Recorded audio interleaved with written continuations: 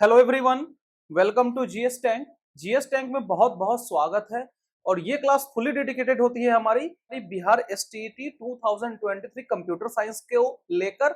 और यहाँ पे हम अभी डिस्कस कर रहे हैं करेंटली मैराथन सीरीज को लेके। तो मैराथन की अगर बात करें तो वो हमारा कंटिन्यू है और उसका पार्ट 1 2 3 4 5 5 अलग अलग पार्ट्स उसके आ चुके हैं, जिसमें कि उम्दा लेवल के क्वेश्चंस कराए गए हैं। तो यदि आपने एक पार्ट को भी मिस किया है, किसी भी पार्ट को मिस किया है, तो आप जाकर प्लेलिस्ट में देख सकते हैं। प्रॉपर प्लेलिस्ट क्रिएट किया हुआ है, आपसे आपको कहीं से कोई दिक्कत नहीं होने वाली है वीडियो को खोजने में। तो आप जाकर पहले देख लीजिए जो भी आपका पहले का छूटा है वो। और किसी कंसेप्ट में आपको प्रॉब्लम है, किसी खास टॉपिक में आपको प्रॉब्लम है, तो थ्योरी वीडियो भी बनाई हुई है, थ्योरी पार्ट पढ़ाया हुआ है।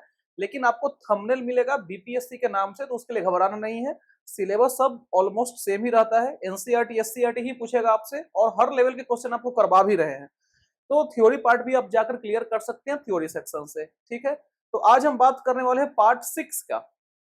जी हाँ, आज बात करेंगे हम लोग पार्ट 6 का, जो कि मैराथन ही है। और मोस्ट इंपॉर्टेंट क्वेश्चन यहाँ में डिस्कस करेंगे विथ एक्सप्लेनेशन। जहां पे रिक्वायरमेंट होगी वहां पे हम कंप्लीटली एक्सप्लेन करेंगे, पूरा एक्सप्लेन कर देंगे। ठीक है, चलिए तो आगे बढ़े। उसके पहले आप वीडियो को लाइक कर दीजिए, लाइक करना कंपलसरी है, और साथ ही साथ शेयर भी कर दीजिए। Sharing is caring. Share video को किया कीजिए ताकि और भी ज्यादा लोगों के पास ये पहुंचे जो इसकी तैयारी कर रहे हैं।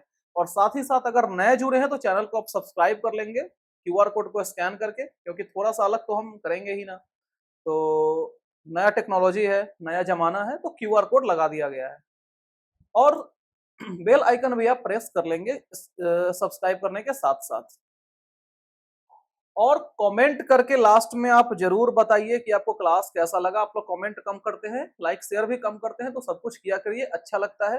आउट ऑफ 65 कितने आपके सही हो रहे हैं ये मुझे जरूर बताया कीजिए।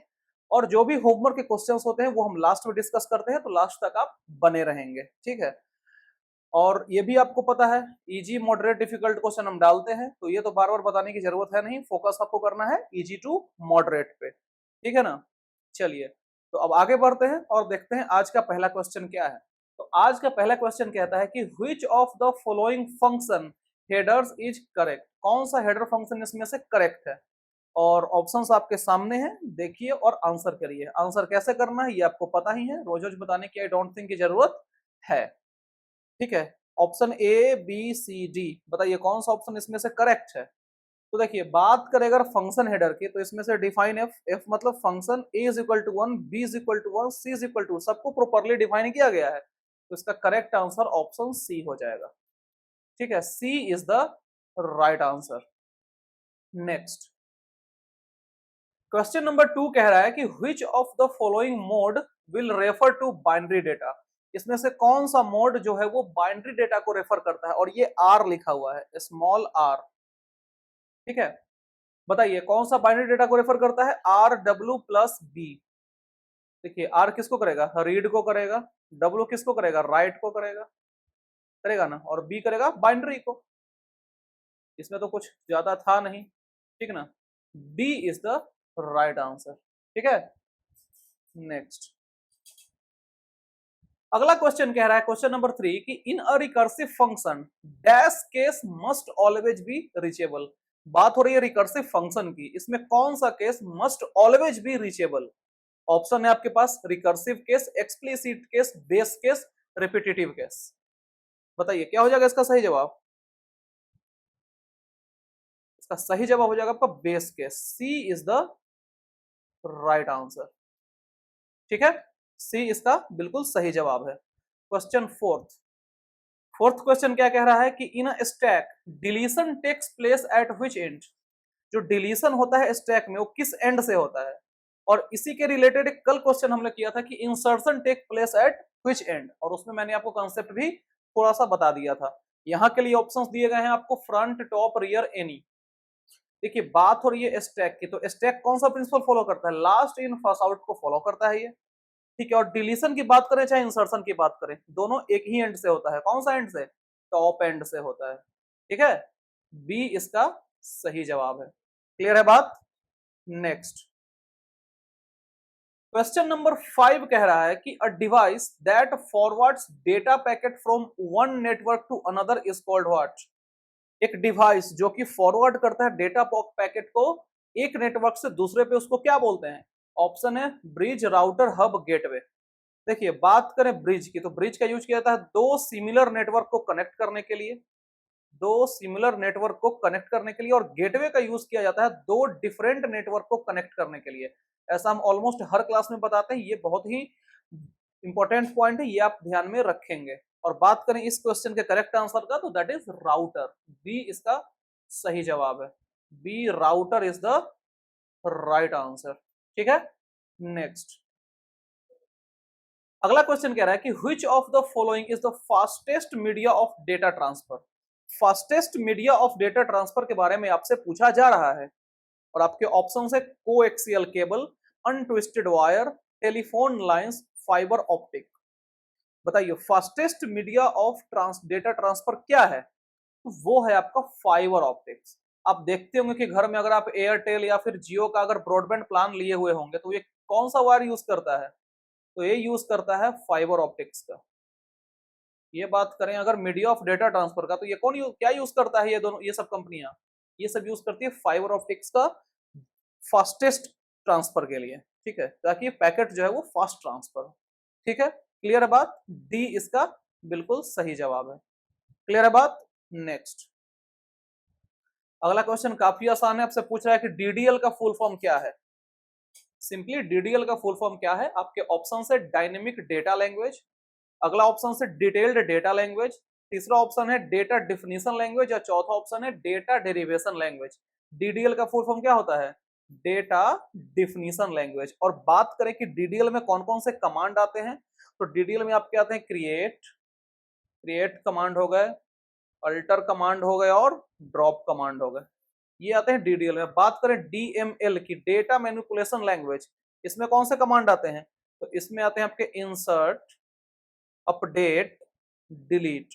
ठीक है, ये आते हैं डीएमएल में। क्लियर है बात? समझ में आ गया? नेक्स्ट क्वेश्चन 8 कह रहा है कि which command defines it's columns integrity constant in create table. कौन सा कमांड डिफाइंड करता है अपना कॉलम को integrity constant in create table? Create table command, drop table command, alter table command, all of this. बताइए कौन सा कमांड है वो?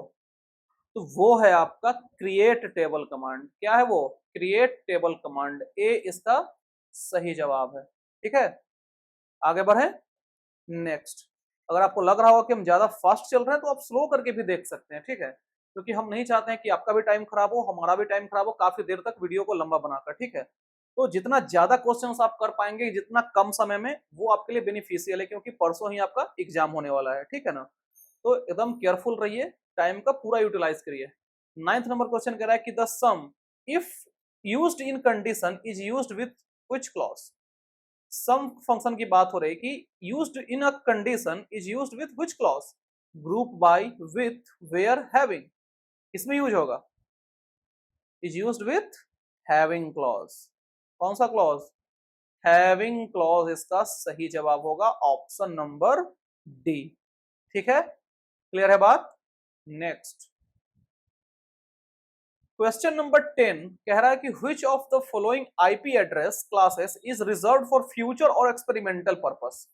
फ्यूचर या एक्सपेरिमेंटल पर्पस को लेकर कौन से आईपी एड्रेस के क्लास को रिजर्व किया गया है? Class A, E, B, D.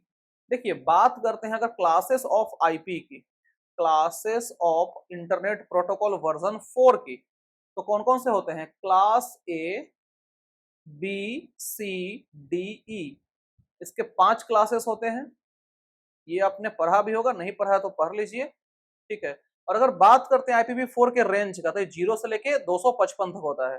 ठीक है, और हर एक क्लास के रेंज की बात करें तो ए का होता है आपका 0 से लेके 127 तक, बी का होता है 128 से 191 तक, सी का होता है 192 से लेकर 223 तक, डी का होता है 224 से लेकर 239 तक, और क्लास ई का होता है 239 से लेकर 255 तक। ठीक है, तो ये सारे के रेंजेस डिफाइंड है।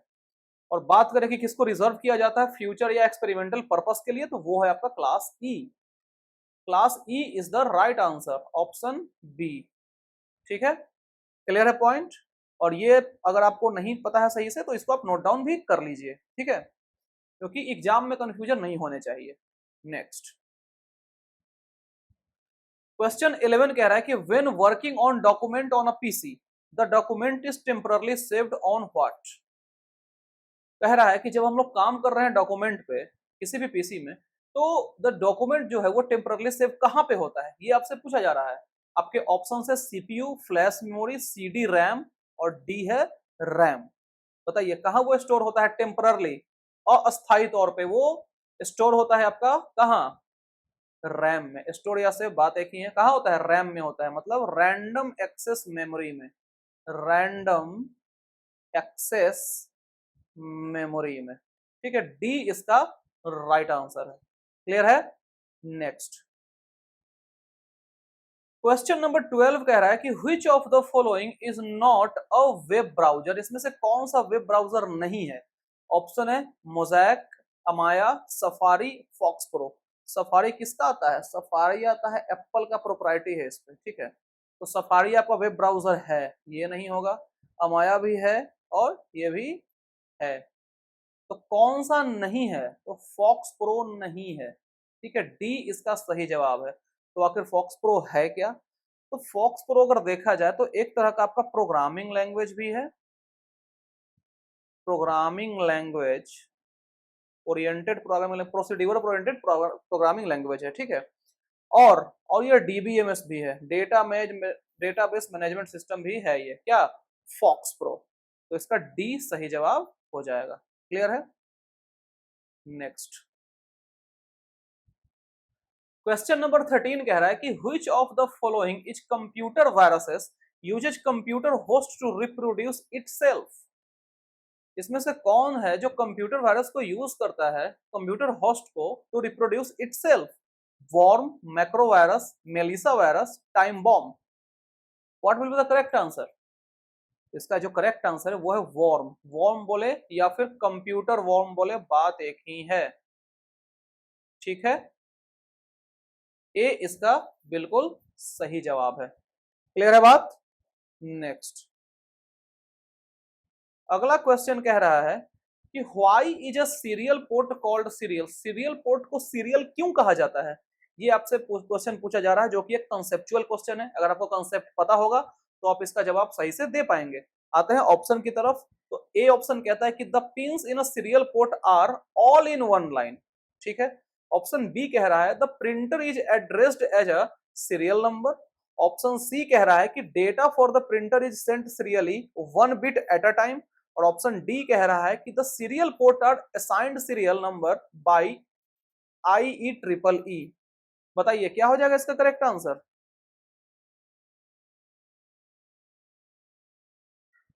तो बात करें कि सीरियल पोर्ट को सीरियल क्यों कहा जाता है, क्योंकि data for printer is sent serially one bit at a time, यही इसका करेक्ट आंसर है। सी इसका बिल्कुल करेक्ट आंसर है, ठीक है। नेक्स्ट अगला क्वेश्चन कह रहा है question number 15, an ideal power supply should have voltage regulation. Voltage regulation कितना होना चाहिए ये पूछ रहा है। ऑप्शन है ए मोर देन 50%, बी है बिटवीन 10 to 50%, सी है लेस देन 1% और डी है ऑलमोस्ट 100%। आइडियल पावर सप्लाई के पास वोल्टेज रेगुलेशन क्या होना चाहिए, तो ये होना चाहिए, अगर देखा जाए इसका करेक्ट आंसर तो ये 0% होना चाहिए, ठीक है। इसका जो एग्जैक्ट आंसर होगा वो 0% होगा, लेकिन अगर ऑप्शन से अगर देखा जाए, अगर ये ऑप्शन दे दिया जाए आपको जीरो नहीं दिया जाए, तो फिर आप कौन सा ऑप्शन टिक करेंगे, तो आप टिक करेंगे लेस देन 1%। बाकी कोई भी टिक करेंगे तो गलत हो जाएंगे। लेस देन 1%, सी इसका सही जवाब हो जाएगा अकॉर्डिंग टू ऑप्शन। और अगर एग्जैक्ट आंसर की बात करें तो दैट विल बी द 0%, ठीक है। क्लियर है पॉइंट। नेक्स्ट क्वेश्चन नंबर 16 कह रहा है कि the information processing cycle includes the following process. जो इंफॉर्मेशन प्रोसेसिंग साइकिल होता है वो कौन कौन से प्रोसेस को इंक्लूड करता है, ये आपसे पूछा जा रहा है। आपके पास ऑप्शंस हैं input, processing, output, storage. Option B है input, output, manipulation, arithmetic. Option C है डेटा प्रोसेसिंग, प्रिंटिंग, एडिटिंग। और ऑप्शन डी है स्टोरेज, डिस्प्ले, डेटा, इंफॉर्मेशन। बताइए क्या हो जाएगा करेक्ट आंसर। तो देखिए सिंपल सी बात है, जो प्रोसेसिंग साइकिल होती है उसमें पहले आप इनपुट देते हैं, उसके बाद वो प्रोसेसिंग होता है, फिर आउटपुट देता है और आउटपुट के बाद आप उसको स्टोर करते हैं। तो यही ना हो जाएगा इसका करेक्ट आंसर। तो इनपुट प्रोसेसिंग आउटपुट स्टोरेज, ए इसका राइट आंसर हो जाएगा। ठीक है, A option will be the correct answer. Next 17 कह रहा है the mouse dash usually appears in the shape of an arrow. जो माउस का क्या है वो चीज जो आमतौर पे अपीयर होता है एरो के शेप में। ऑप्शन है इंडिकेटर, मार्केट, मीटर, पॉइंटर। थोड़ा सा कॉमन सेंस लगाएंगे आपका क्वेश्चन ये बन जाएगा। बस थोड़ा सा घुमाने का कोशिश किया है आपको, ज्यादा कुछ नहीं है। तो माउस का क्या होता है, पॉइंटर होता है, जिसको कर्सर आप बोलते हो। क्या होता है, माउस पॉइंटर होता है, जहां पे क्या होता है, एरो एक बना होता है कि नहीं। यही ऐसा ही होता है ना। तो ऑप्शन डी इसका सही जवाब है। क्लियर है बात, यहां तक समझने में कोई दिक्कत नहीं होना चाहिए। नेक्स्ट क्वेश्चन 18 कह रहा है कि which of the following is the storage area within the computer itself which holds data only temporary as the computer processes instructions। Option है आपके पास the hard disk, main memory, the control unit और read only memory. Question दोबारा पढ़िए अगर आपको दिक्कत हो रहा है, क्योंकि क्वेश्चन थोड़ा सा लेंदी आपको दिख रहा होगा। तो समझने में अगर दिक्कत होता है 2 बार 3 बार आप पढ़िए, लेकिन बहुत बार भी क्वेश्चन को नहीं पढ़ना है एग्जाम में, नहीं तो पता चलेगा कि एक ही क्वेश्चन को पढ़ते रह गए। 1 से 2 बार आप पढ़िए, एग्जाम में मोर देन एनफ है। ठीक है, यहाँ तो खैर आपको चल रहा है एक तरह से मॉक चल रहा है, रैपिड फायर बोले तो आप पॉज करके तो यहाँ पे 1 घंटा भी क्वेश्चन पढ़ सकते हैं, कोई दिक्कत नहीं है। लेकिन एग्जाम में ट्राई करिए कि 1 से 2 बार मैक्सिमम क्वेश्चन पढ़ने का, उतना में आप उसको जो क्या कहना चाह रहा है इन्फॉर्मेशन ग्रैब आप कर लेंगे, नहीं तो फिर टाइम का प्रॉब्लम हो सकता है। तो आइए इसको देखते हैं कि which of the following is the storage area। Storage area के बारे में पूछ रहा है with in the computer itself, जो कि होल्ड करता है डेटा ओनली टेम्पररीली, अस्थायी तौर पे, as the computer processes instructions. ठीक है, ऑप्शन दे दिए गए हैं आपके hard disk, main memory, control unit, read only memory. तो करेक्ट आंसर इसका क्या हो जाएगा। तो बात करें इसके करेक्ट आंसर की तो वो हो जाएगा आपका ऑप्शन डी, रोम। क्या हो जाएगा, ROM will be the right answer. ठीक है, क्लियर है बात। नेक्स्ट समझने में दिक्कत आई डोंट थिंक यहां तक होना चाहिए, हम एकदम तोड़ तोड़ के आपको समझा रहे हैं। ठीक है, अगला पूछ रहा है कि dumb terminals have terminal and what. जो डम्ब टर्मिनल्स होते हैं उसके पास टर्मिनल होता है और क्या होता है। ऑप्शन है माउस, स्पीकर, कीबोर्ड, माउस या स्पीकर। बताइए। तो जो डम्ब टर्मिनल्स होते हैं उसके पास टर्मिनल होता है और साथ ही साथ कीबोर्ड होते हैं। सी इज द राइट आंसर। ठीक है, सी इसका बिल्कुल सही जवाब है। नेक्स्ट क्वेश्चन 20 कह रहा है कि to move down a page in a document, यानी कि पेज डाउन में आपको आना है, उसके लिए आपको क्या करना पड़ेगा, किसी डॉक्यूमेंट में जंप करना पड़ेगा, फ्लाई करना पड़ेगा, रिगल करना पड़ेगा, स्क्रॉल करना पड़ेगा। तो आप आम तौर पे अगर कोई डॉक्यूमेंट्स खोले हुए हैं अपने कंप्यूटर सिस्टम पे, तो आप क्या करते हैं नीचे जाने के लिए। अब शॉर्टकट्स है कि आप एरो लगा दिए चाहे कुछ भी कर दिए, लेकिन यहाँ पे शॉर्टकट्स नहीं पूछ रहे, आपको इस ऑप्शन के अकॉर्डिंग आंसर करना है। ठीक है, तो करेक्ट आंसर इसका क्या हो जाएगा, scroll will be the right answer. क्या करते हैं आप इसके लिए, आप सिंपली स्क्रॉल करते हैं। स्क्रॉल करते हैं ना कि नीचे या ऊपर, up down scroll, that is to move down the page. नीचे करेंगे स्क्रॉल डाउन तो डाउन हो जाएगा, अप करेंगे तो अप हो जाएगा। ठीक है, क्लियर है बात। नेक्स्ट क्वेश्चन नंबर 21 कह रहा है the data that is produced as a result of processing by CPU is known as what. Data जो कि प्रोड्यूस हुआ है as a result of processing by CPU, उसको क्या बोलते हैं, output, input, scanning, none of this. तो ये तो एकदम बेसिक सा क्वेश्चन है। थोड़ा सा आपको हो सकता है कि लैंग्वेज टेढ़ा लग रहा हो, भारी भरकम लग रहा हो, लेकिन ऐसा है नहीं। ऑप्शन है output, input, scanning, none of this. तो क्या हो जाएगा करेक्ट आंसर इसका, that is output. B is the A is the right answer. Clear है बात, समझने में दिक्कत नहीं होना चाहिए। नेक्स्ट 22 नंबर क्वेश्चन कह रहा है कि dash is a toner based printer which produces high quality output. Toner based printer के बारे में आपसे पूछ रहा है जो कि प्रोड्यूस करता है हाई क्वालिटी आउटपुट, उसको क्या होता है? ऑप्शन है inkjet printer, dot matrix printer, 3D printer या लेजर प्रिंटर। बताइए क्या है वो है आपका laser printer. D is the right answer. ठीक है, क्लियर है बात? समझने में दिक्कत नहीं होना चाहिए। नेक्स्ट, अगला क्वेश्चन काफी सिंपल है जिसमें आपसे सिंपली बायोस का फुल फॉर्म पूछ रहा है। बायोस का फुल फॉर्म क्या होता है? ऑप्शन है board input output system, basic input output software, build input output software या बेसिक इनपुट आउटपुट सिस्टम। तो बायोस का फुल फॉर्म क्या होता है? बायोस का फुल फॉर्म होता है basic input output system. Option D, D इसका राइट आंसर है। ठीक है, option D is the right answer, basic input output system. Next,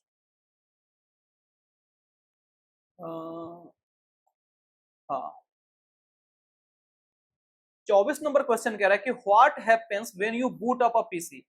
जब आप बूट करते हैं पीसी को तो क्या होता है, ये आपसे पूछ रहा है, कंसेप्चुअल क्वेश्चन है। आइए ऑप्शन देखते हैं। ऑप्शन ए कह रहा है कि portions of the operating system are copied from disk into memory. Option B कह रहा है कि portion of the operating system are copied from disk onto disk. Option C कह रहा है कि portion of the operating system are compiled. और option D कह रहा है कि portion of the operating system are emulated. जब आप बूट करते हैं पीसी को तो क्या होता है? तो जब आप बूट करते हैं पीसी को तो जो पोर्शन होता है ऑपरेटिंग सिस्टम का वो कॉपी होता है डिस्क से मेमोरी में। तो from disk into memory, portion of operating system are copied from disk into memory. A is the right answer. ठीक है, क्लियर है? नेक्स्ट, क्वेश्चन नंबर 25 कह रहा है कि what are batch files in relation to computer. Computer के relation में batch files क्या होते हैं? ऑप्शन है they begin with letter BAT। Option B है they help you keep files in batches. Option C है they help you keep directories in batches. और option D है they help you store a group of statements and run them one after another. बताइए batch files क्या होते हैं computer के relation में? तो ये आपको हेल्प करता है स्टोर के लिए, स्टोर करने के लिए ग्रुप ऑफ स्टेटमेंट, और रन करने के लिए एक एक करके। यानी कि डी इसका सही जवाब है कि help you store a group of statements and run them one after another. एक एक करके वो स्टेटमेंट आपका रन करेगा या एग्जीक्यूट होगा। ठीक है, डी इसका सही जवाब है। क्लियर है बात? नेक्स्ट, 26 नंबर क्वेश्चन कह रहा है कि when you delete files in Windows operating system they are. जब आप डिलीट करते हैं कुछ फाइल्स को ऑपरेटिंग सिस्टम से, विंडोज ऑपरेटिंग की बात हो रही है, मैक की बात नहीं हो रही है, तो उसमें होता क्या है? उससे डिलीटेड परमानेंटली, क्या वो परमानेंटली डिलीट हो जाता है? पुट इनटू रिसाइकिल बिन, क्या वो रिसाइकिल बिन में चला जाता है? सी कह रहा है wiped thoroughly so that nobody is able to recover the file back. या ऑप्शन डी कह रहा है deleted permanently and also wiped clean. तो आप सिंपली डिलीट करते हैं, अगर डिलीट की प्रेस कर दिए या फिर राइट क्लिक करके डिलीट ऑप्शन में जाकर डिलीट की तो क्या होता है? वो आपका रिसाइकिल बिन में चला जाता है। कहीं यहाँ पे शिफ्ट प्लस डिलीट की बात नहीं हो रही है। यही अगर कहा जाता आपको कि शिफ्ट प्लस डिलीट करने से क्या होता है, तो शिफ्ट प्लस डिलीट करने से डिलीट परमानेंटली हो जाता है। ठीक है, लेकिन यहाँ पर शिफ्ट की बात नहीं हो रही है, तो करेक्ट आंसर हो जाएगा पुट इनटू और रिसाइकिल बिन। बी इसका सही जवाब हो जाएगा। ठीक है, क्लियर है बात? नेक्स्ट, आपसे पूछ रहा है कि एक kilobyte is equal to how many byte, यानी सिंपली पूछा है कि एक केबी में कितना बाइट होता है, ये आपसे पूछ रहा है। ऑप्शन है 1000, 1035, 1024, 1008। बताइए कितने बाइट्स होते हैं एक किलो बाइट में? तो वो आपके 1024 बाइट होते हैं। कितने होते हैं? 1024 का कंसेप्ट चलता है। यही पूछे कि एक MB में कितना किलो बाइट होता है? 1024 किलो बाइट होता है। एक जीबी में कितना मेगाबाइट होता है? तो 1024 मेगाबाइट होता है। ठीक है, तो ये 1024 का कंसेप्ट चलता है। 1024 will be the right answer. C will be the right answer. Next, 28 number question करता है CPU is an example of what. CPU जो सेंट्रल प्रोसेसिंग यूनिट होता है वो किसका एग्जांपल है? Peripheral device, an output unit, software, hardware. Simply आपसे central processing unit पूछा, ज्यादा आपसे उसके अंदर का पोस्टमार्टम नहीं पूछ रहा है, तो ज्यादा आप बुद्धि इसमें नहीं लगाएंगे, simply hardware is the right answer. ठीक है, अब आप हो सकता है कि उसमें पेरिफेरल के बारे में भी सोच रहे होंगे, आउटपुट ये सब भी सोच रहे होंगे, लेकिन ज्यादा बोले ना कि ज्यादा बुद्धि वाला प्रश्न ये नहीं है। ठीक है, simply hardware, HW hardware is the right answer. ठीक है, next question number 29, very simple question. IT का फुल फॉर्म आपसे पूछ रहा है। IT stands for what? Information technology, irrigated technology, integrated यहाँ होना चाहिए, integrated technology, intelligent technology, interesting technology. IT का फुल फॉर्म क्या होता है? आईटी का फुल फॉर्म होता है इंफॉर्मेशन टेक्नोलॉजी। ठीक है, क्या होता है? Information technology. A is the right answer. Clear है बात? नेक्स्ट क्वेश्चन नंबर 30 कह रहा है कि sending an email is similar to what? जब आप कोई ईमेल सेंड करते हैं किसी को, तो वो किसके बराबर है, वो किसके सिमिलर है, ये आपसे पूछ रहा है। ऑप्शन ए कह रहा है पिक्चरिंग एन इवेंट, या स्पेलिंग गलत हो गया, यहाँ पे पिक्चरिंग कर दीजिए आप, picturing an event, narrating a story, writing a letter, creating a drawing. बताइए ईमेल भेजना किसके सिमिलर है? तो ईमेल भेजना पत्र लिखने के बराबर है, यानी कि writing a letter. Sending an email is similar to writing a letter, letter writing के सिमिलर है। ठीक है, C is the right answer. Clear है? नेक्स्ट क्वेश्चन नंबर 31 कह रहा है कि to save an existing file with a new name और to a new location you should use dash command. देखिए, कोई भी आपके पास एग्जिस्टिंग फाइल है, उसको आपको सेव करना है नया नाम के साथ या फिर नया लोकेशन पे, तो आपको कौन सा कमांड यूज करना पड़ेगा, ये आपसे पूछ रहा है। और आपके ऑप्शन है save, save and replace, replace, save as और न्यू फाइल। क्या हो जाएगा इसका करेक्ट आंसर? तो देखिए, एग्जिस्टिंग फाइल को सेव करना है किसी नए लोकेशन पे या फिर नए नाम के साथ, आपको सेव एज का यूज करना पड़ेगा। आप करते भी होंगे डेली लाइफ में, अगर आप फाइल वगैरह सेव करते होंगे, तो सी इज द राइट आंसर। ठीक है, नेक्स्ट 32nd नंबर क्वेश्चन कह रहा है कि servers are computers that provide resources to other computers connected to dash.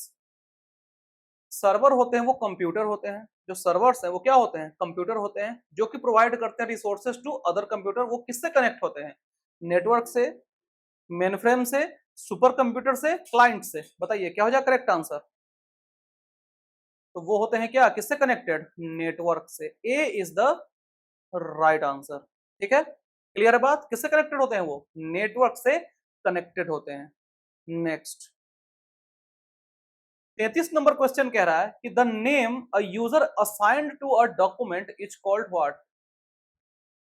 नाम, एक नाम के बारे में पूछ रहा है कि जो कि यूजर असाइन करता है किसी डॉक्यूमेंट्स को, उसको क्या बोलते हैं? File name, program, record, data. उसको क्या बोलते हैं? उसको बोलते हैं, वेरी सिंपल क्वेश्चन है, फाइल नेम बोलते हैं। किसी डॉक्यूमेंट्स को आप कुछ नाम दे रहे हैं, उसको क्या बोलते हैं? उसको फाइल नेम ही बोलेंगे ना। ए इज द राइट आंसर। ठीक है, नेक्स्ट 34 नंबर क्वेश्चन कह रहा है कि Oracle belongs to which of the following generation of computer? Oracle है वो किस जनरेशन के कंप्यूटर से बिलोंग करता है? First, third, second, fourth. अच्छा, यहाँ पे ये बी कर लीजिए या सी कर लीजिए। फर्स्ट, सेकंड, थर्ड, फोर्थ, क्या हो जाएगा करेक्ट आंसर? तो ओरेकल आपका बिलोंग करता है फोर्थ जनरेशन ऑफ कंप्यूटर से।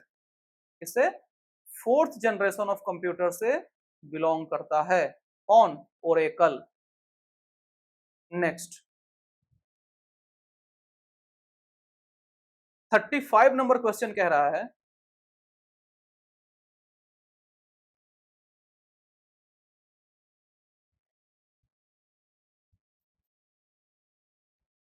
The quickest and easiest way in world to locate a particular word और phrase in a document is to use dash command. सबसे तेज और सबसे आसान तरीका के बारे में पूछ रहा है, टू लोकेट पार्टिकुलर वर्ड या फ्रेज इन अ डॉक्यूमेंट, उसके लिए हम कौन सा कमांड यूज करेंगे? Replace, lockup, find, search. तो उसके लिए हम कौन सा कमांड यूज करेंगे? ये ऑप्शन बी और ये सी, फाइंड का यूज करेंगे। किसका यूज करेंगे? C, find is the right answer, यानी कि फाइंड कमांड का यूज करेंगे और ये क्या है, क्विकेस्ट एंड इजीएस्ट वे है। क्लियर है बात। नेक्स्ट 36 नंबर क्वेश्चन कह रहा है कि डिस्ट्रक्टर क्या होता है। Destructor is a what, member function, overloaded, constructor, none of this. तो डिस्ट्रक्टर जो होते हैं वो होते हैं मेंबर फंक्शन। क्या होते हैं, member function. A is the right answer. ठीक है, क्लियर है बात। नेक्स्ट 37 नंबर क्वेश्चन कह रहा है कि what will be the output of following statement. ये आपको स्टेटमेंट दे दिया गया है और इसका आउटपुट क्या होगा ये आपसे पूछ रहा है। Double is equal to floor 1 to 3.45, क्या हो जाएगा आउटपुट इसका, यानी कि सिंपली आपको फ्लोर वैल्यू निकालना है 1 2 3 1 2 0 1 2 4 1 2 5। तो देखिए कॉमन सेंस वाली बात है, फ्लोर वैल्यू निकालना है। तो फ्लोर वैल्यू मतलब क्या, ये नीचे वाला वैल्यू। तो नीचे वाला क्या है 1 2 3, तो 1 2 3 इज द राइट आंसर। और यही अगर बात करता सीलिंग वैल्यू और फिर सील वैल्यू का, तो क्या हो जाता है 1 2 4 हो जाता है, एक आगे इसका जो पॉइंट लगा वो उसके एक आगे। ठीक है, तो 1 2 4 होता है सील वैल्यू और floor value 1 2 3, A is the right answer. ठीक है, नेक्स्ट 38 नंबर क्वेश्चन कह रहा है कि the dash tells the rest of the computer how to carry out programs instruction.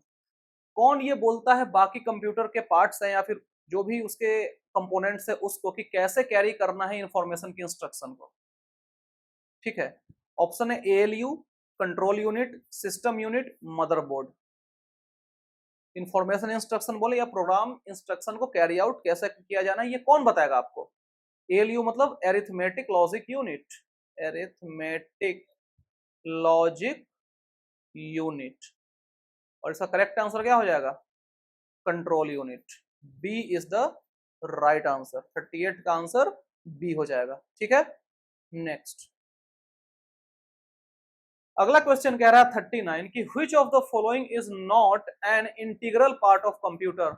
इनमें से कौन सा इंटीग्रल पार्ट कंप्यूटर के नहीं है। सो आपसे पूछा है not an integral part, CPU, mouse, monitor, UPS. Integral part करने का मतलब है कि अगर वो नहीं रहेगा तो काम चलेगा ही नहीं, ये आप सिंपली कहने का ये मतलब है। तो सीपीयू नहीं रहेगा तो काम चलेगा आपका ना, सवाल ही नहीं है। माउस नहीं रहेगा तो आप यूज कर लेंगे नहीं, अब मॉनिटर नहीं रहेगा तो आप डिस्प्ले करा लेंगे कोई भी चीज को नहीं। तो क्या हो जाएगा यूपीएस, यानी कि uninterruptible power supply.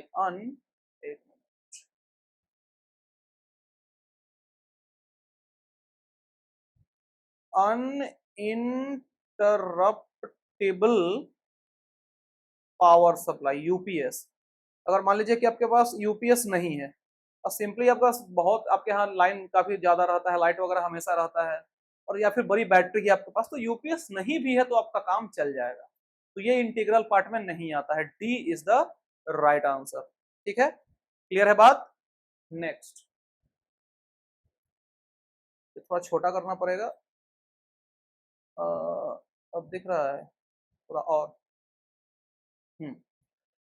Which of the following are advantage of CD-ROM as storage media? इसमें से कौन सा एडवांटेज है CD-ROM को एज ए स्टोरेज मीडिया की बात हो रही है। और आपके पास ऑप्शंस हैं, CD-ROM is an inexpensive way to store large amount of data and information। Option B कह रहा है कि CD-ROM disk retrieve data and information more quickly than magnetic disk do। Option C है CD-ROMs make less errors than magnetic media और option D है all of these। बताइए correct answer क्या हो जाएगा इसका।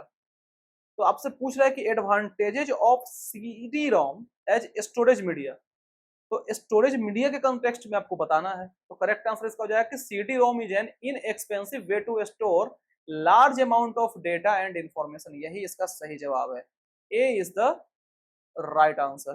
ठीक है, क्लियर है बात। नेक्स्ट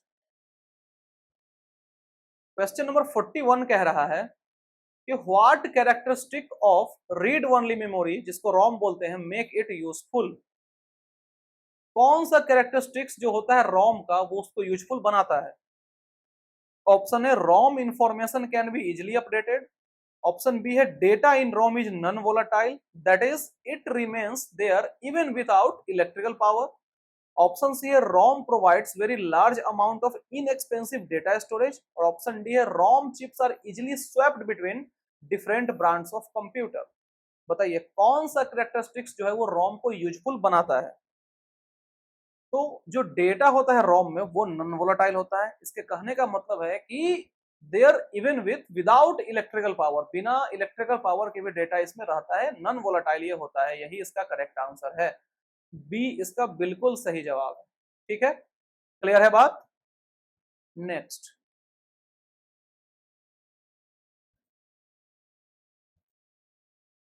42 नंबर क्वेश्चन कह रहा है कि if a memory chip is volatile it will, क्या होगा। अगर मेमोरी चिप वोलाटाइल है तो क्या होगा। Explode if expose to high temperature. Option B है lose its content if current is turned off. Be used for data storage only. और option D है be used to both read and write data. बताइए अगर memory chip volatile है तो क्या होगा। तो उसका कंटेंट उड़ जाएगा, उसका कंटेंट लॉस हो जाएगा अगर करंट उसका टर्न ऑफ कर दिया जाए तो। बी इसका बिल्कुल सही जवाब है। ठीक है, B is the right answer. Next 43rd question कह रहा है कि what is the maximum length for serial cable. जो सीरियल केबल होते हैं उसका मैक्सिमम लेंथ क्या होगा, यही आपसे पूछ रहा है। 10 फीट, 25 फीट, 30 फीट, 50 फीट। कितना होता है मैक्सिमम लेंथ सीरियल केबल का। तो वो होता है आपका 50 फीट। कितना, 50 फीट उसका मैक्सिमम लेंथ हो सकता है। D is the right answer. ठीक है, क्लियर है बात। Next 44 what connection type allow a printer to connect to an RJ45 connector. जो रजिस्टर्ड जैक 45 कनेक्टर होते हैं उसमें किस टाइप का कनेक्शन अलाउ करता है एक प्रिंटर को कनेक्ट करने के लिए। ऑप्शन है पैरेलल यूएसबी, SCSI, नेटवर्क। बताइए क्या हो जाएगा करेक्ट आंसर इसका। तो देखिए इसका जो करेक्ट आंसर होगा वो होगा नेटवर्क। नेटवर्क कनेक्शन जो होता है वो अलाउ करता है प्रिंटर को कनेक्ट करने के लिए किससे, RJ45 केबल से। ठीक है, और यहाँ पे बात करें एक ऑप्शन दिख रहा है SCSI, ये क्या होता है। तो ये आपका होता है स्मॉल कंप्यूटर। ये फुल फॉर्म्स वगैरह आप नोट डाउन कर लेंगे। Small computer system interface. ठीक है, SCSI का फुल फॉर्म होता है स्मॉल कंप्यूटर सिस्टम इंटरफेस। और क्वेश्चन का करेक्ट आंसर ऑप्शन डी। ठीक है, क्लियर है बात। नेक्स्ट आपसे पूछ रहा है कि how fast is a USB port. जो यूएसबी पोर्ट है उसके स्पीड के बारे में सिंपली आपसे पूछ रहा है। ऑप्शंस दिए गए हैं 10 एमबीपीएस, 75 एमबीपीएस, 12 एमबीपीएस या फिर 100 एमबीपीएस। देखिए यहाँ पे सिंपली आपसे यूएसबी पोर्ट की बात कर रहा है। यूएसबी के कौन सा पोर्ट, कौन सा वर्जन, वो चाहे 1.1 हो, 2 हो, 3 हो, 3.2 हो, ये सब कुछ मेंशन नहीं किया गया है। तो सिंपली अगर ऐसा क्वेश्चन दिखे तो समझ जाइए कि सबसे पुराने वाले का बात कर रहा है। सबसे पुराने वाले यानी कि 1 या 1.1 की बात कर रहा है। ठीक है, और उसका जो स्पीड था वो था 12 एमबीपीएस का। ठीक है, कितना स्पीड था, 12 एमबीपीएस इसका सही जवाब हो जाएगा। ठीक है, 12 Mbps is the right answer. Next 46th question कह रहा है कि in an unregulated power supply if load current increase तो आउटपुट वोल्टेज क्या होगा। अनरेगुलेटेड पावर सप्लाई में अगर लोड करंट को बढ़ा दिया जाए तो आउटपुट वोल्टेज पे क्या असर पड़ेगा, ये आपसे पूछ रहा है। ऑप्शन है remains the same, decreases, increases, none of this. क्या होगा, तो उसका पावर वोल्टेज घट जाएगा, डिक्रीज हो जाएगा। बी इसका सही जवाब है, B is the right answer. ठीक है, क्लियर है बात। नेक्स्ट 47 नंबर क्वेश्चन कह रहा है कि the dash tells the rest of the computer how to carry out programs instructions. वो क्या चीज है जो कि बाकी कंप्यूटर या कंप्यूटर के कंपोनेंट को कहता है कि कैसे कैरी आउट करना है किसी प्रोग्राम के इंस्ट्रक्शन को। कौन है वो, ALU, control unit, system unit, motherboard. ये शायद ये क्वेश्चन आई थिंक हो चुका है, ये रिपीटेड लग रहा है, मुझे ऐसा लग रहा है। ठीक है, बी सही जवाब है, कंट्रोल यूनिट। इसका चर्चा ऑलरेडी हो चुका है। ठीक है, नेक्स्ट 48 ये कहता है कि what are the speakers attach to your computer used for. Simply speaker का क्या यूज है, ये तो कोई बच्चा भी बता देगा। ठीक है, ये ऐसा क्वेश्चन है। तो इसीलिए हम हर तरह के क्वेश्चन डाले हैं, समझे। अब ऐसा नहीं कि आप किसी किसी क्वेश्चन को मजाक में उड़ा दें, हर एक क्वेश्चन आपके लिए इंपॉर्टेंट है, वो भले ही CPU का फुल फॉर्म ही क्यों ना हो। हर एक क्वेश्चन इजी से इजी, मीडियम या फिर डिफिकल्ट से डिफिकल्ट, हर लेवल के क्वेश्चन आपके लिए काफी इंपॉर्टेंट है, तो किसी भी क्वेश्चन को आप मजाक में नहीं लेंगे। ठीक है, ऑप्शन है displaying image, sending messages, storing messages, handling sound and music. तो स्पीकर क्या करता है? साउंड और म्यूजिक बजाता है। ठीक है, डी इसका सही जवाब है। ठीक है, क्लियर है बात। नेक्स्ट 49 नंबर क्वेश्चन कह रहा है कि which of the following device have a limitation that we can only read but it cannot erase or modify it। यहाँ पे सिंपली रीड करने की बात हो रही है, इसमें किसी भी तरह का इरेज या मॉडिफाई यानी कि राइट इसमें नहीं किया जा सकता है। किस डिवाइस में ऐसा लिमिटेशन होता है ये आपसे पूछ रहा है। ऑप्शन है tape drive, hard disk, compact disk, floppy disk. इसका सही जवाब जो होगा वो होगा सीडी रोम। क्या हो जाएगा? सीडी रोम जो होता है वो इसका करेक्ट जवाब है, लेकिन अगर ऑप्शन के हिसाब से चले तो आपका कॉम्पैक्ट डिस्क, सीडी का तो ऑप्शन दिया हुआ है, तो CD will be the right answer. Compact disk, C is the right answer. ठीक है, क्लियर है बात, क्वेश्चन क्लियर है। नेक्स्ट 50 नंबर क्वेश्चन कह रहा है कि a word in a web page that when clicked open another document. Simply बात हो रही है, एक लिंक की बात हो रही है कि अगर डॉक्यूमेंट में या फिर वेब पेज पे कोई लिंक डाला हुआ है, उस पर आप क्लिक करेंगे तो दूसरा डॉक्यूमेंट खुल जाएगा या फिर कुछ दूसरा चीज खुल जाएगा। ऑप्शन है एंकर, हाइपरलिंक, रेफरेंस, यूआरएल। बताइए क्या हो जाएगा करेक्ट आंसर इसका? ऑप्शन है एंकर, हाइपरलिंक, रेफरेंस, यूआरएल। उसको बोलते हैं हाइपरलिंक। क्या बोलते हैं उसको? Hyperlink is the right answer. Hyperlink पे आप क्लिक करेंगे तो कुछ और डॉक्यूमेंट या कुछ और चीज खुल जाएगा। ठीक है, कोई डॉक्यूमेंट ही हो गया, कोई लिंक हो गया, कोई फाइल हो गया, वो सब खुल जाता है हाइपरलिंक पे क्लिक करते हैं तो। ठीक है, नेक्स्ट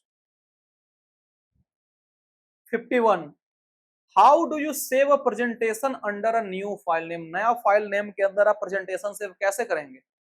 ऑप्शन है select the file menu and choose save as. When you close PowerPoint the file will automatically be save. C है select the file menu and choose save, और option D है the file will automatically be saved under new name if you change the title। बताइए क्या हो जाएगा correct answer इसका? तो save करने के लिए आपको क्या करना पड़ेगा? सिंपली आप फाइल मेन्यू में जाएंगे और चूज क्या कर लेंगे? सेव एज को चूज कर लेंगे। ठीक है, तो करेक्ट आंसर क्या हो जाएगा? Option A is the right answer. ठीक है, ये एकदम सिंपल सा क्वेश्चन था, थोड़ा कंसेप्चुअल टाइप से डाला हुआ है ताकि आप कंफ्यूज हो जाए। क्वेश्चन एकदम सिंपल है। या फिर अगर सेव की शॉर्टकट की बात करें तो क्या होता है? Control plus S. ये भी तो आपको पता होगा ना। ठीक है, नेक्स्ट कोल्ड बूटिंग का दूसरा नाम क्या है? ये आपसे पूछ रहा है। Cold booting is also known as soft booting, warm booting, hard booting, all of this. तो देखिए कोल्ड बूटिंग का अगर पूछा दूसरा नाम तो वो होता है आपका हार्ड बूटिंग। क्या होता है? हार्ड बूटिंग होता है।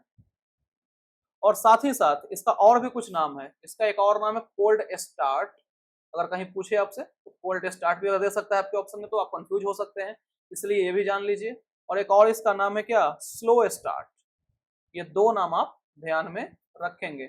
और बात करते हैं अगर वार्म बूटिंग की, तो वार्म बूटिंग का दूसरा नाम है सॉफ्ट बूटिंग। वो ऑप्शन ये दिख रहा है ना, वही। ठीक है, वार्म बूटिंग का दूसरा नाम है सॉफ्ट बूटिंग, और कोल्ड बूटिंग का हार्ड बूटिंग बोले, कोल्ड स्टार्ट बोले, स्लो स्टार्ट बोले, तीनों इसका करेक्ट जवाब है। लेकिन ऑप्शन में सिर्फ हार्ड बूटिंग दिया हुआ है, तो C will be the right answer. ठीक है, नेक्स्ट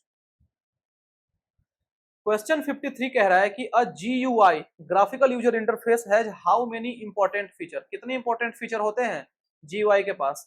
4, 6, 5, 7। देखिए हम इसका लिस्ट आपको बता देते हैं कि कौन कौन से होते हैं, कहीं आपसे पूछ दे तो फिर आप कंफ्यूज नहीं हो। ठीक है, करेक्ट आंसर इसका 6 है। कितने होते हैं? 6 इसके फीचर्स होते हैं। 6 क्या क्या होते हैं वो? एक में होता है पॉइंटर्स, फिर होते हैं आइकन्स, फिर है विंडोज, ठीक है, फिर है आपके मेन्यू, फिर है आपके स्क्रॉल बार्स, और लास्ट है आपका इंट्यूसिव, INTUITIV, इंट्यूसिव इनपुट डिवाइसेस। ठीक है, तो ये 6 आपके वेरी इंपॉर्टेंट फीचर्स है किसके? GUI के। यहाँ पे सिर्फ आपसे नंबर पूछा है, नाम तो पूछा नहीं है। क्वेश्चन को हार्ड बनाने के लिए क्या कर सकता है कि इसमें से 2 3 नाम उठा लेगा, बोल देगा कि कौन इसमें से इंपॉर्टेंट फीचर नहीं है। ऐसा भी पूछ सकता है, या फिर ऐसा भी पूछ सकता है कि कौन इसमें से है। तो अगर घुमाना चाहे तो किसी भी तरह से घुमा सकता है, इसलिए मैं आपको 6 लिखवा दिए हैं, आप इसको नोट डाउन कर लीजिए और करेक्ट आंसर इज 6। ठीक है, नेक्स्ट क्वेश्चन 54 कह रहा है फर्मवेयर मींस, फर्मवेयर क्या होता है या फिर उसका मतलब क्या है, ये आपसे पूछ रहा है।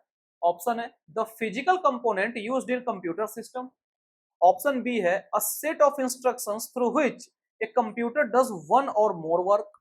ऑप्शन सी है people involved in computer process. और ऑप्शन डी है a set of programs that are pre installed in read only memory of computer during manufacturing. Firmware का मतलब क्या होता है? तो फर्मवेयर आपका होता है set of programs that are pre installed in ROM of computer during manufacturing. D is the right answer, D इसका बिल्कुल सही जवाब है। ठीक है, क्लियर है बात? Next first computer the first computer was programmed using which language. ये आपसे पूछा है जो पहला कंप्यूटर था उसमें जो प्रोग्रामिंग किया जाता किस लैंग्वेज की हेल्प से किया गया था? Assembly language, machine language, spaghetti code, source code. तो देखिए जो पहला कंप्यूटर था उसमें प्रोग्राम किया गया था यूजिंग मशीन लैंग्वेज। किसके यूज से? मशीन लैंग्वेज के यूज से। बी इसका बिल्कुल सही जवाब है। ठीक है, नेक्स्ट क्वेश्चन 56 कह रहा है कि who is known as father of analysis of algorithm. Father of analysis of algorithm किसको कहा जाता है? ऑप्शन है von Neumann, Dennis M Ritchie, Donald Knuth, Bjarne Stroustrup. किसको बोला जाता है father of analysis of algorithm? That is Donald Knuth. C is the right answer. और बिजार्ने स्ट्रोटस्टुक को क्या बोला जाता है? सी प्लस प्लस के पप्पा थे। और डेनिस रिच्ची सी के पप्पा थे। ठीक है, क्लियर है बात? और ऑप्शन सी इसका राइट आंसर। यहाँ पे ऑप्शन लिख देते नहीं तो दोनों जगह सी लिखा हुआ है। ठीक है, C is the right answer. Next simply आपसे पूछा है कि पास्कल इनफैक्ट इज क्या। जो पास्कल है वो सिंपली क्या है ये आपसे पूछ रहा है।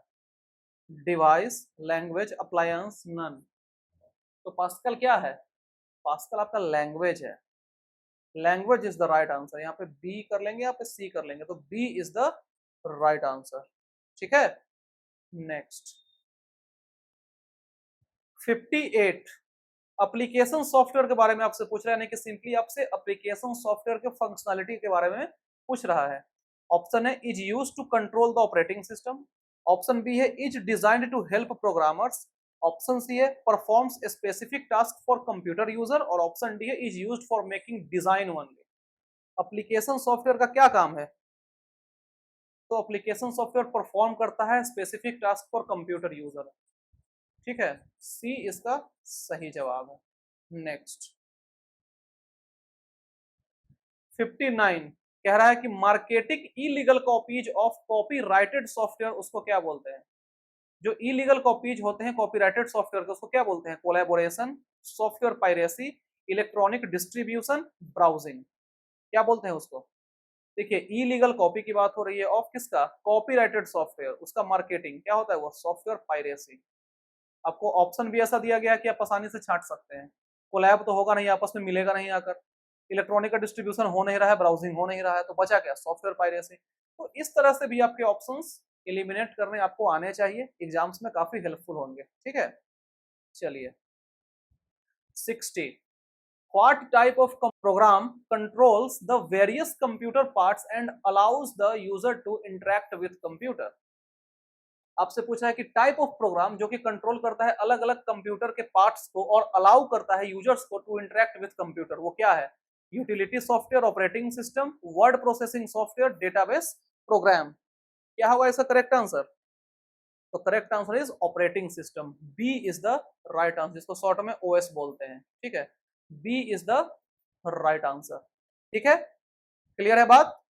Next Which of the following layer is not in OSI model? OSI क्या होता है? Open System Interconnection। Open System Interconnection। ठीक है, और आपसे पूछ रहा है कि कौन सा लेयर नहीं है? Physical, internet, network, transport. अब टाइम अगर ज्यादा होता तो हम सारा कुछ एक्सप्लेन भी कर देते ओएसआई के सारे मॉडल्स को, ठीक है, लेकिन टाइम के अभाव के कारण हम सब कुछ एक्सप्लेन नहीं कर पाएंगे आपको, क्योंकि और भी बहुत कुछ है पढ़ने, तो हर कुछ तो एक्सप्लेन करना अभी पॉसिबल नहीं है, ठीक है। तो इसका सही आंसर है इंटरनेट लेयर। इंटरनेट लेयर नहीं होता है, ठीक है। D is the right answer. Next, web browser इसमें से कौन है? इसमें से कौन है जो वेब ब्राउजर है? ये आपसे पूछ रहा है। Google Chrome, Firefox, internet explorer, और ऑफ दिस। गूगल क्रोम है, फायरफॉक्स है, इंटरनेट एक्सप्लोरर है। सही जवाब ऑल ऑफ दिस, सारे इंटरनेट ब्राउजर हैं यहाँ पे, ठीक है। आप सुने भी होंगे नाम। क्रोम किसका आता है? गूगल का आता है। फायरफॉक्स किसका आता है? फायरफॉक्स मोजिला का आता है। इंटरनेट एक्सप्लोरर माइक्रोसॉफ्ट का आता था, लेकिन अब बंद हो गया। अब क्या आता है? अब आता है माइक्रोसॉफ्ट एज। अगर आप विंडोज 11 वगैरह यूज कर रहे होंगे, चाहे 10 यूज कर रहे होंगे, तो आपको इसके बारे में पता होगा, माइक्रोसॉफ्ट एज के बारे में, ठीक है। तो करेक्ट आंसर यहाँ पे ऑप्शन डी हो जाएगा, ठीक है। नेक्स्ट, हेडर फाइल का फाइल एक्सटेंशन क्या होता है? ये आपसे पूछ रहा है। पहला ऑप्शन है dot H, HE dot head. तो ये तो काफी आसान है कि फाइल हेड, जो हेडर फाइल होता है उसका एक्सटेंशन क्या होता है? डॉट एच होता है। A is the right answer. यहाँ पे डॉट लगा हुआ है, डॉट एच सही जवाब है, ठीक है, ऑप्शन ए। क्लियर है? Next, row in a relation, very easy question. Row क्या होता है? Data, tuple, domain, none of this. तो रो किसको बोलते हैं? टपल को। किसको बोलते हैं? टपल को। और एट्रीब्यूट को क्या बोलते हैं? कॉलम बोलते हैं, ठीक है ना। नेक्स्ट, टोकन क्या है? Simple is that, keyword, identifier, smallest unit of program, operator. Token क्या है? Smallest unit of program. C is the right answer, ठीक है।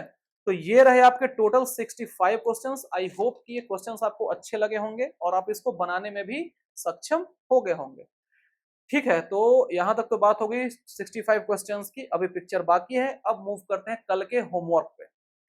कल के होमवर्क पे मूव करते हैं, जो कि मैंने आपको दिए थे 5 क्वेश्चंस, और इसके काफी लोगों ने सही जवाब दिए हैं। और हम तो आपको यही कहेंगे कि सभी लोग इसको जवाब दिया करिए, जो भी हम क्वेश्चन आपसे पूछते हैं, ठीक है। सभी लोग, ऑल, सभी को जवाब देना है, क्योंकि कुछ लोग ही देते हैं, सभी लोग दीजिए, ठीक है। चलिए आइए, 66 नंबर क्वेश्चन था। ये क्या कह रहा था कि software debugging is known as what? Software debugging को किस नाम से जाना जाता है? ऑप्शन है identifying the task to be computerised, creating program code, creating the algorithm, finding and correcting error in the computer code. तो इसका सही आंसर है, डिबगिंग के बारे में पूछ रहा है, D. D is the right answer, ठीक है। नेक्स्ट, 67 नंबर क्वेश्चन कह रहा है कि the word which describe the importance of software design. ऐसे वर्ड के बारे में पूछ रहा है कि जो कि डिस्क्राइब करता है सॉफ्टवेयर डिजाइन की इंपॉर्टेंस के बारे में, उसको क्या बोलते हैं? ऑप्शन है कॉम्प्लेक्सिटी, क्वालिटी, इफिशियंसी, एक्यूरेसी। तो उसको बोलते हैं quality. B is the right answer, quality, ठीक है। नेक्स्ट, 68 नंबर क्वेश्चन कहता है कि loading the operating system file into main memory, इसको क्या बोलते हैं? Looping, locking, booting, filing.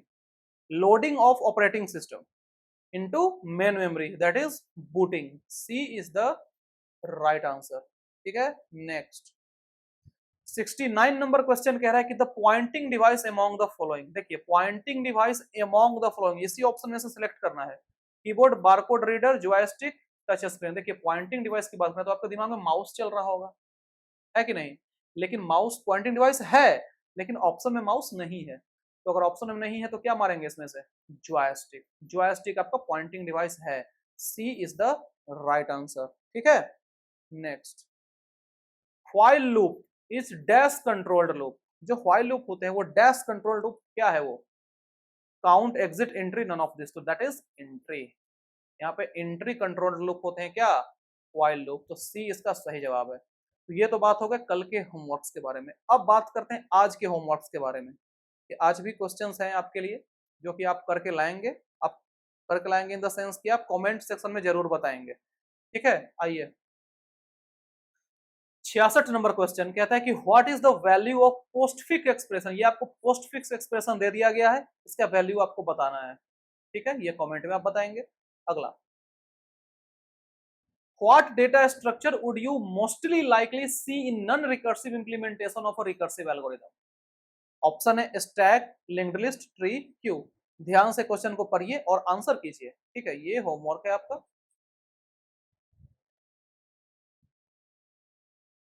एक 68, which of the following point is or are not true, यानी कि false के बारे में पूछ रहा है about linked list data structure when it is compared with an array।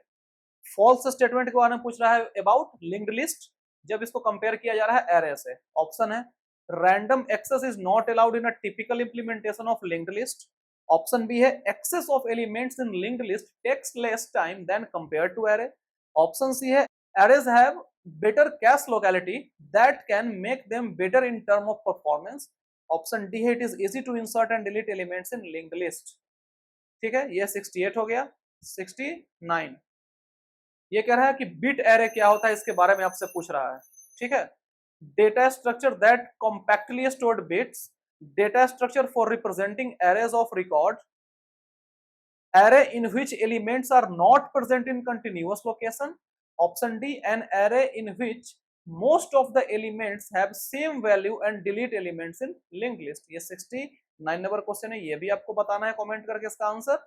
और लास्ट जो 70 नंबर क्वेश्चन है, which of the following is not a type of queue, priority queue, circular queue, single ended queue, ordinary queue। ये भी आपको बताने हैं homework में comment section में। तो 66 से 70 5 क्वेश्चंस आपके होमवर्क हैं और इसका आंसर आप कमेंट में बताएंगे। हर एक व्यूअर, जितने भी लोग इसको देख रहे हैं वो सब लोग इसको आंसर करेंगे। ठीक है, क्योंकि कुछ लोग के करने से नहीं होगा, फिर अगर आपको ही रिवीजन करना है तो आपको आंसर करना पड़ेगा ताकि आपका कॉन्फिडेंस बूस्ट हो। ठीक है, तो सभी लोग इसका आंसर करेंगे। तो ये रहे आपके आज के पूरे क्वेश्चंस। आई होप कि सारे क्वेश्चंस आपको अच्छे लगे होंगे, सही से समझ में आए होंगे, इसके एक्सप्लेनेशन आपको सही से समझ में आ गए होंगे। ठीक है, फिर मिलते हैं कल, जो कि लास्ट कल मैराथन होने वाला है बिहार एसटीईटी को लेकर, तो वो आप अटेंड करना मत भूलिएगा। तब तक के लिए thank you so much, bye bye, take care.